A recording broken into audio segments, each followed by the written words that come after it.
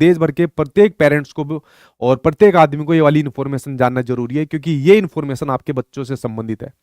देखिए आप लोग मेरे सामने जो स्क्रीन पर देख रहे हैं भारत सरकार का राजपत्र यानी कि गैजेट है, जिसके अंदर आपके बच्चों के रिगार्डिंग जो बात कही गई, जो नो डिटेंशन पॉलिसी के बारे में बात कही गई कि अब स्कूल के अंदर अगर बच्चा 5th और 8th क्लास के अंदर अगर वो अपना एग्जाम देता है और एक मानक को पूरा नहीं करता, तो हम उस बच्चों को यहाँ पर फेल यहाँ पर कर देंगे।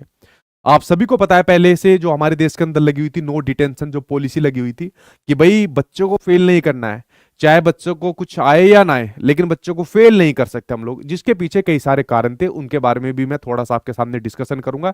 ये चीज मैं अपनी क्लासरूम के दौरान पता नहीं कितने सालों से डिस्कस करता रहा हूं कि ये नो डिटेंशन पॉलिसी बड़ी खतरनाक धीरे धीरे करके बनती जा रही है, ठीक है। और फाइनली इसके ऊपर आपका एक गैजेट जो आपके सामने निकला, इसको देखकर वाकई में अब कुछ कह सकते हो एक राहत की सांस यहाँ पर देखने को मिल रही है कि कम से कम बच्चे का बेस यहाँ पर जो रहेगा वो अब एक मजबूत बेस बनेगा यहाँ पर इसके बाद, ठीक है। देखिए आप सभी को पता होगा कि जो आपका राइट टू एजुकेशन यानी कि शिक्षा का अधिकार अधिनियम 2009 आपके सामने यहाँ पर देखने को मिलता है। तो जो 2009 शिक्षा का अधिकार अधिनियम आपके सामने यहाँ पर आया, इसके अंदर आपके क्या बात कही गई थी कि इसके अंदर कहा गया था कि भाई 6 साल से लेकर 14 साल तक के बच्चों को फ्री एंड कंपलसरी एजुकेशन, मुफ्त और अनिवार्य शिक्षा की बात कही गई थी। और उसके अलावा बच्चों के बहुत सारे अधिकार, बहुत सारी धाराएं इस एक्ट के अंदर यहां पर कही गई थी, ठीक है। इस एक्ट के अंदर ये वाली बात भी कही गई थी कि भाई हम बच्चों को अब अपना किसी भी एग्जाम के आधार पर उसको फेल नहीं कर सकते, और इस फेलियर से बचाने के लिए बच्चों के लिए यहां पर जो चीज लाई गई थी वो लाई गई थी यहां पर आपका सीसीई यहां पर लाया गया था। सीसीई मतलब कॉन्टिन्यूअस एंड कॉम्प्रिहेंसिव इवोल्यूशन, यानी कि सतत और व्यापक मूल्यांकन, कि अगर हम बच्चों को यहां पर फेल कर देते हैं तो उनका कॉन्फिडेंस कम हो जाता है, उनमें हीन भावना आ जाती है, वो डिप्रेशन का शिकार हो जाते हैं, बहुत सारे गलत डिसीजन यहां पर ले लेते हैं। तो इन सब चीजों से बचाने के लिए उस टाइम की जो आपकी यूपीए सरकार थी उसने डिसीजन लिया कि हम नो डिटेंशन पॉलिसी को लागू करेंगे। अब देश के अंदर कोई भी बच्चा यहां पर फेल नहीं माना जाएगा, ठीक है। तो ये वाली जब पॉलिसी आपके सामने आई थी, और देखिए जब ये पॉलिसी आपके सामने बनी नो डिटेंशन पॉलिसी, एक आपको एक फैक्ट बताता हूं, उस टाइम पर इसके बाद काफी चीजें सुधार में आई। जैसे स्कूल के अंदर जो ड्रॉप आउट की जो रेट होती है, मतलब जो बच्चे स्कूल यहां पर छोड़ देते हैं, उस ड्रॉप आउट रेट के अंदर संख्या के अंदर कमी आई।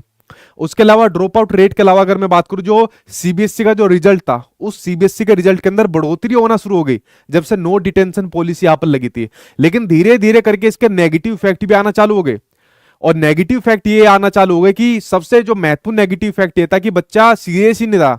कि भाई मुझे इस प्रकार से पढ़ना है ताकि मुझे अच्छे नंबर ला सकूं, पेपर पास कर सकूं। क्यों? क्योंकि उसके माइंड के अंदर ये था कि भाई फेल तो हम लोग यहां पर हो ही नहीं सकते। तो बच्चे का जो आपका बेस था, ठीक है, वो नींव थी, वो नींव बहुत कमजोर होती चली गई। और जब बच्चा आगे 10th और 12th क्लास के मान लीजिए बोर्ड एग्जाम के पास यहाँ पर जाता है तो एकदम धड़ाम से यहाँ पर गिर जाता था। क्यों? क्योंकि उसका बेस यहाँ पर स्ट्रॉन्ग नहीं होता था, ठीक है। तो इस प्रकार से जो राइट टू एजुकेशन 2009 आया, इसके अंदर आपका संशोधन भी हुआ, साल 2019 के अंदर इसका संशोधन हुआ, और इसके लिए एक कमेटी भी बनी थी जो मिस्टर TSR सुब्रमण्यम की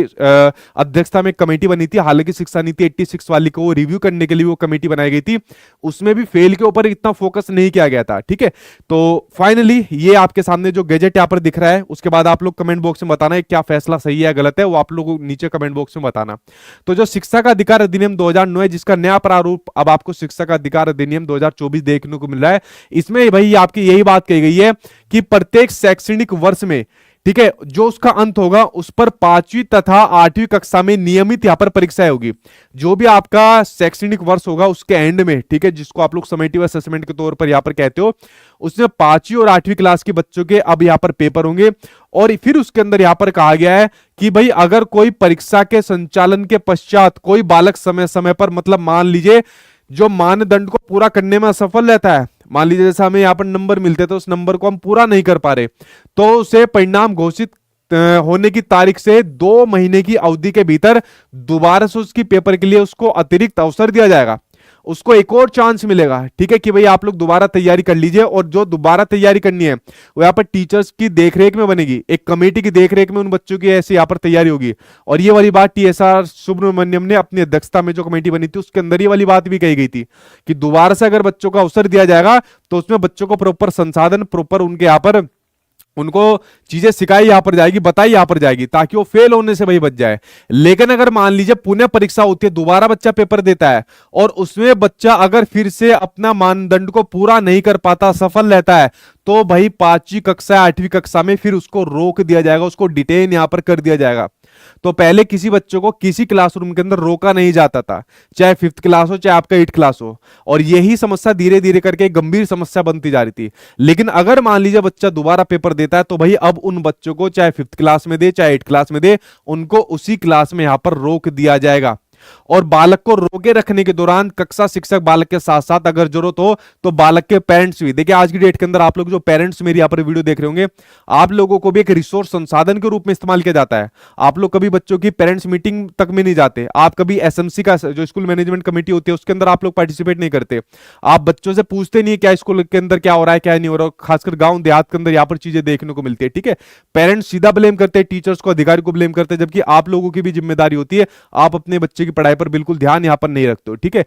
तो यहां पर यही बात कही गई है कि वो उनको मार्गदर्शन करेगा, उनको गाइड करेंगे, और अलग अलग तरह पर जो भी यहां पर उनके अधिगम के अंतराल होंगे, जो लर्निंग गैप्स होंगे, उनको पहचान किया जाएगा, उनकी डायग्नोस किया जाएगा कि बच्चा फेल क्यों हो गया, बच्चे के किस सब्जेक्ट के अंदर या किस प्रकार से बच्चे के कहां कहां पर कमी आई है, और पहचान करने के बाद फिर उसको इनपुट प्रदान किया जाएगा और आगे बच्चों को फिर उसी प्रकार की रिमीडियल टीचिंग यहां पर दी जाएगी। ठीक है, क्या ये फैसला सही है या ये फैसला गलत है, ये कमेंट बॉक्स में आप लोग मुझे बताइए, और साथ में सही या गलत के साथ में आप लोग मुझे ये भी बताइए कि अगर सही है तो क्यों सही है और गलत है तो क्यों गलत है। ठीक है, और ये फैसला अगर देखा जाए तो अभी के